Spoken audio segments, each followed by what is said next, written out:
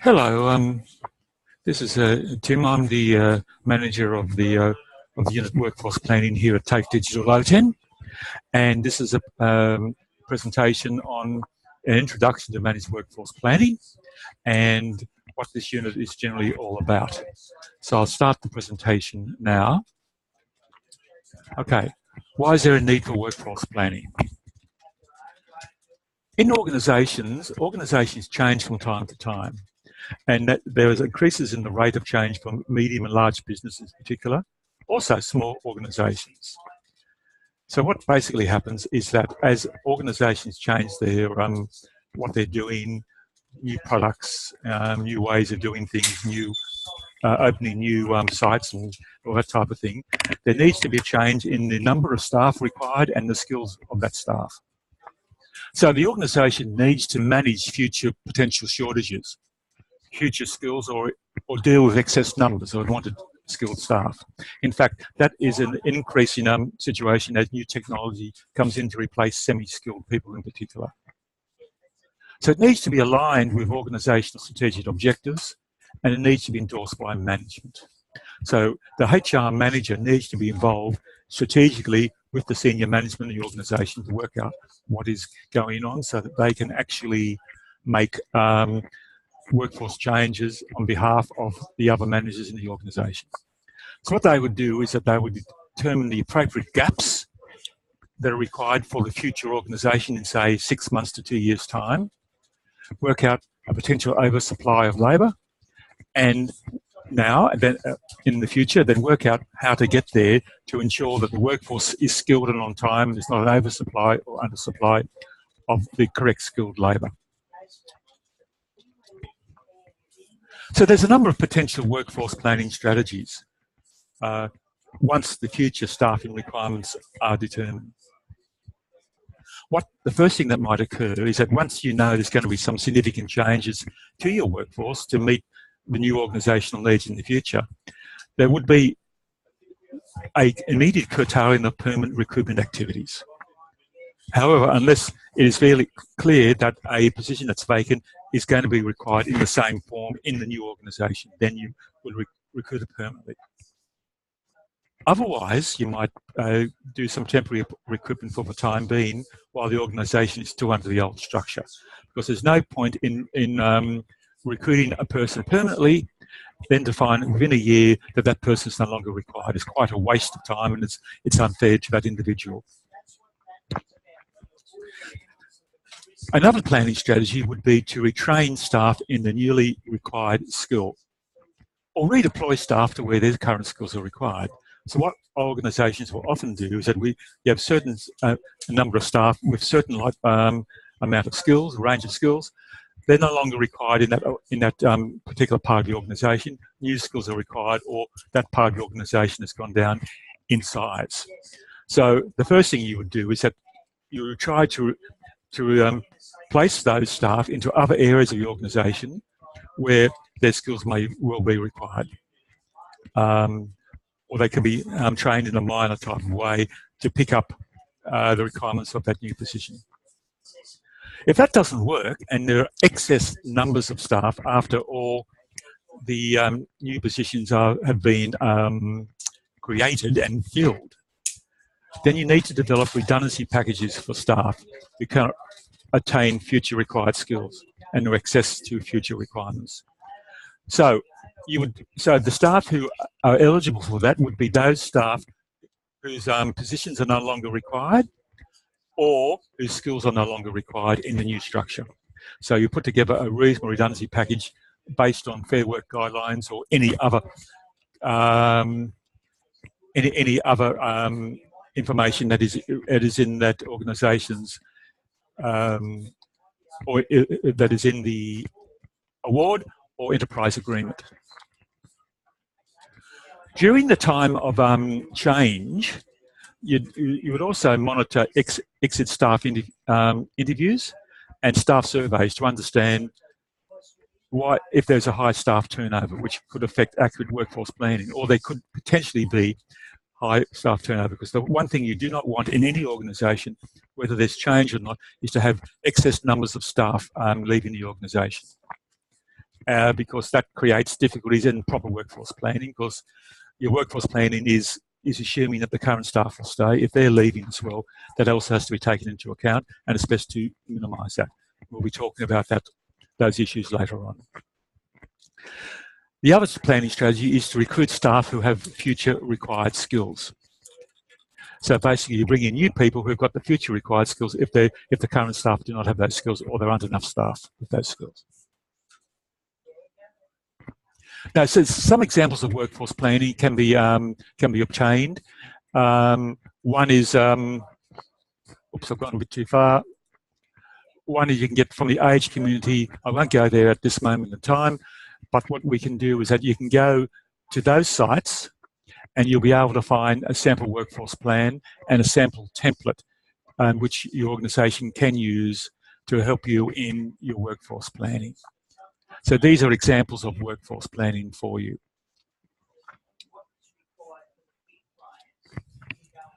Okay, let's look at some variables in effective workforce planning. One variable is the size of the organisation. Another variable is the environmental predictability. For instance, looking at the size of the organisation, the larger the organisation, the more detailed the workforce planning needs to be. Environmental predictability, what we're looking at there is what is happening in the external environment. Are there changes happening in similar organisations in the environment? Are there changes happening to government strategy in relation to what the government's doing in relation to the economy?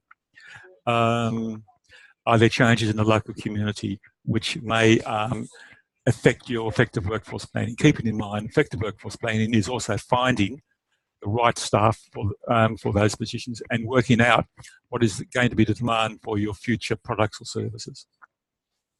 Technology availability is also an issue in relation to effective workforce planning. So what we need to consider there is technology going to affect the numbers of staff required for the future? And invariably it does.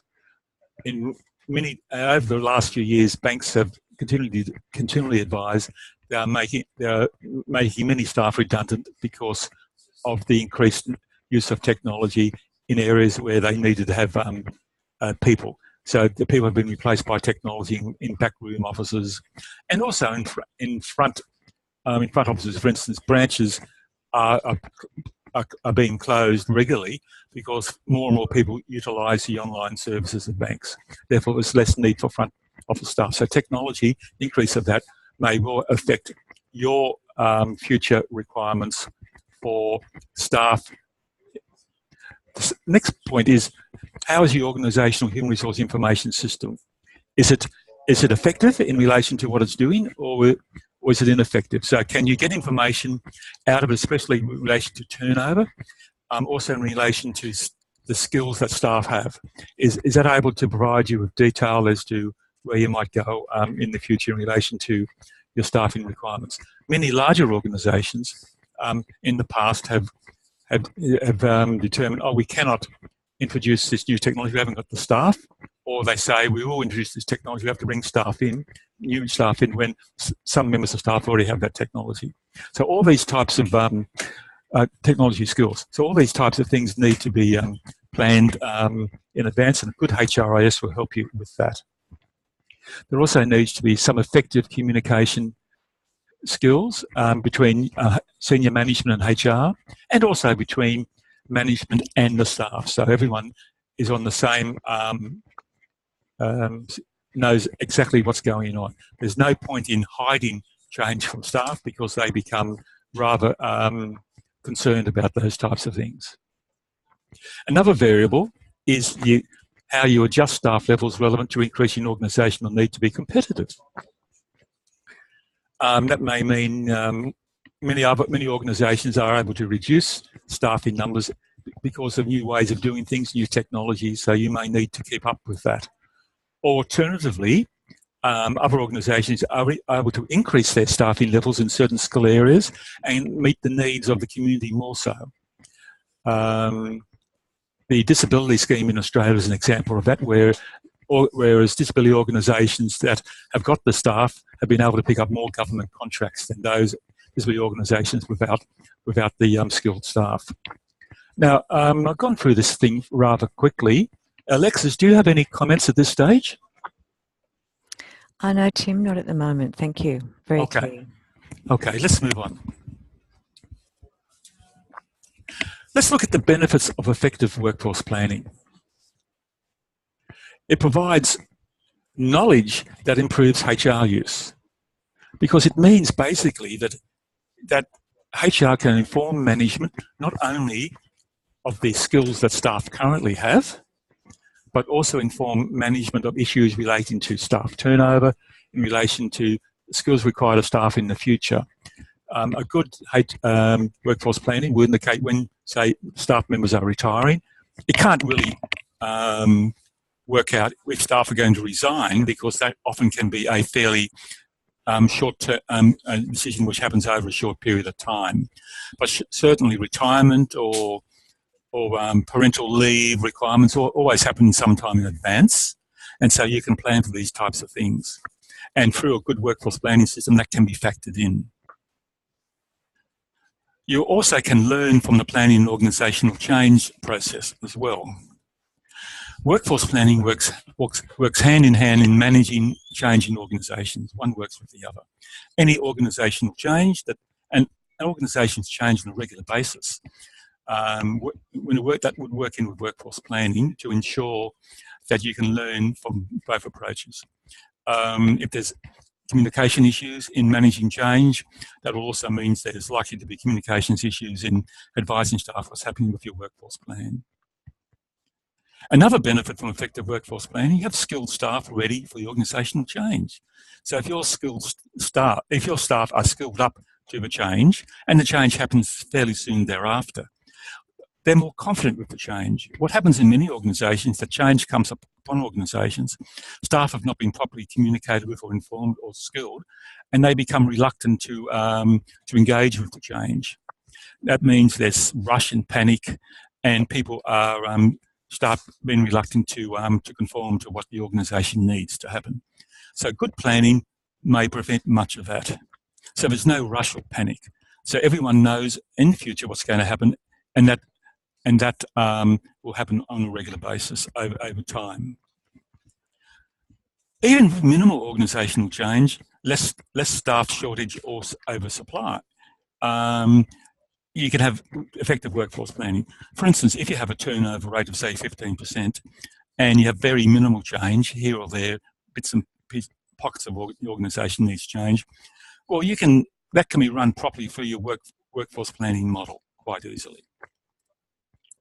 So there's less staff shortage or oversupply. For instance, if you have a large organisation and you know 15% of certain workers in a certain area, such as a call centre, 15% of call centre operators leave in a certain year, well, you'll know that you can probably set up a recruitment process to cover for that. Say if you're 100 staff in your call centre, you say, well, we have to recruit 15 staff. Let's recruit extra staff at certain months of the year, say April, July, or in September, something like that. Also, you can link your employee development needs to organisational requirements and good succession planning. And if you do that, what you're actually doing is that you're not overtraining or undertraining people. You're not overdeveloping or underdeveloping people. One of the problems in many organisations is that the training and development of staff are not potentially linked to either workforce planning or to performance management. And therefore, their training can come at a cost, and management can clearly indicate to HR, what's happening with this training looks like it's all wasted. Now, many of us will recognise at times we've been trained for situations which we never utilise in organisation, skills we never actually were able to practice. So what should happen with a good workforce planning? It will say these are the skills required in the future for certain sections of the staff, therefore you can put that into their training schedules. Workforce planning can also indicate with the staff, there's going to be these new promotional positions coming up. Let's develop these people into those new promotional positions and have successful succession planning. So it can work well in relation to that.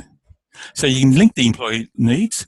That also works through their performance management process as well, because in a new organisation, in a new structure, the new skills required would go onto a person's performance management plan, and they'd be trained against that and then monitored against that in the future. Alexis, anything to add? No, Tim, very happy. Thank you. Some potential drawbacks to succession planning. There is a cost of workforce planning, research and preparation. So normally it's HR that does this. If there's no HR in the organisation, there'll be another senior manager being asked to do this. So that takes time. Not only do they research the actual skills required that staff have now and in the future, and looking at the gaps, they also need to work out where we're going to get staff in the future. So they have to go out into the industry and find out where people are recruited into the industry. Are they recruited through TAFEs or universities, or do they change from one industry to another? Or looking at the local population, are there people in the local population, especially in country areas and regional areas, who can move into these positions, or you'd have to look further afield. Even in the big capital cities, you may find people will not travel long distances across the city to work in the areas that you want them to attract them into. So these are types of research you have to do, and you have to prepare by doing plans and putting it all together and and linking it in with all those other things we're talking about: performance management and recruitment and selection and learning and development. Accuracy of forecasting. You can only do research at a certain period of time. Now, things can change. So the workforce plan has to be fairly flexible to take into the change, and you might need to make amendments as you go along, because new issues have emerged. New competitors might have emerged. There might be changes to government regulation, legislation regulation, the whole industry, the global, globally we might have a recession, or we might have a crisis in finance and things like that. So there might be changes along the line, and we have to work out how to amend that. So forecasting can be difficult. Forecasting, say, for 5 years' time will be extremely difficult. You may be able to forecast, say, in the armed services, you need new pilots to fly new aircraft, or new mariners to work in new submarines, because you know when they're going to come online approximately anyway, but even those are delayed. So you might be able to work that, then you might have a long-term strategy to develop those people. But in most organisations, that's not the case, because technology can change fairly rapidly and the need can change fairly rapidly, and you also need to keep on in line. Nervous governments, if you're a government agency, a sudden lack of funding if you're a non-profit organisation, and in the private sector, sudden new competition, which can create difficulties. So forecasting may not be as accurate as you'd like, but on the other hand, you need to have some type of idea where the organisation needs to go. The other thing is, we have skilled staff ready for the organisational change. Most people, unless they're properly informed, may cause a problem. There can be rush or panic, or there's no rush or panic, depending, but that can be a drawback. There can be a potential drawback if there's, even with minimal organisational change, there's less staff. You could have staff shortages or oversupply. So you have to work on that properly. But you can, and if you don't link employee development needs to organisational requirements of good succession planning, if you don't do that, well, what happens is that, and many organisations don't, that means that you have staff who are overqualified or underqualified to do certain jobs. Tim, may I make a comment there? Yeah. You know, there is a lot of work, of course, in putting a good succession plan together in an organisation, and you've pointed out a whole lot of drawbacks to that, which are important. I think the benefits outweigh, but that's just a personal view. What does occur to me, though, is that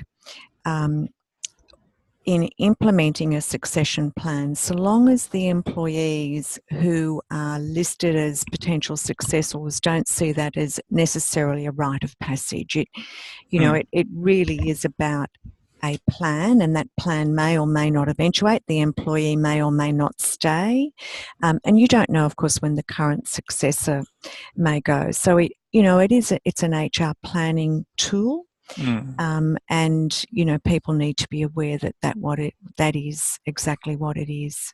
Thanks. Thank you, Alexis. That's completely correct. Yes, it is a planning tool. It won't plan exactly what is required, because there's so many variables that happen in between, but you need to have some type of planning to back you up in the change that you need to make, because it's far better than the chaos that would ensure when organisations make major changes and haven't got the staff to support those changes. Cost of poor workforce planning. There's a loss of staff you need retained as they're dissatisfied with the restructure. Staff reductions purely to increase profits, cash flow, could be disastrous. Some organisations want to target people for redundancies rather than positions. That's an issue which can be brought before the tribunals, fair trading tribunal, if that occurs. The skilled staff are not ready for the organisational change, and recruitment is unnecessary or too late, and the training is not focused or wasteful. That's the cost of poor workforce planning. Okay. So that's basically my introduction. I'll briefly give you and have a look at what your two assessments are in this course. The first one is the first assessment. Basically, it's a report required by the CEO on current staffing situation and response to changes in organisational strategic planning. So you need to have an understanding of the market supply of labour and demand for your labour in the organisation, which comes, of course, from the demand for the goods and services that you offer, particularly in the industry which you'll focus on, and the effect of government influence. Then we look at the organisation's issues regarding the effectiveness of current workforce plan. Does the staff diversity meet the longer term need? And does turnover reflect employee engagement? The third area is that then we link the workforce planning to changes in the organisation's strategic outlook and required change to staff skills and the mix of future required staff compared to current staff and skills. And finally, I ask you to have a look at the currency assessment hint under the I button and also the presentation under the Connect button. I will be presenting more detailed summaries of this in my final presentation in this area in lesson number 10. Second assessment is how to implement the plan that's been approved in assessment 1. So it takes into account how to meet the future staffing need through retraining, recruitment, redeployment of necessary redundancy. Implementation plan also includes strategies to change diversity mix and deal with reducing turnover or increasing employee engagement. A succession plan is part of that, which concentrates on developing a small pool of talented performing employees for key senior positions. And finally, there's the primary research of employees and managers indicate issues in the organisation which need future resolution, which may be holding back the workforce plan. There's also secondary research of external influence, both in the world and local economy environment, which also may be affecting the workforce plan. Okay, that's all I have for you. You can give myself or Alexis in particular a ring here at any time to discuss your workforce planning unit and assessments. Alexis, do you have anything to add? No, Tim. All good. Yeah, I think that gives students quite a good overview of this unit. It's a very detailed unit, as evidenced by the depth of the material that Tim was presenting. So it does require a systematic approach to working through those assessments and really understanding the key principles of planning a workforce. So good luck. Thank you. Well, thank you everyone for joining me. I'll be back here in 2 weeks' time discussing with you issues relating to the supply of labour in detail.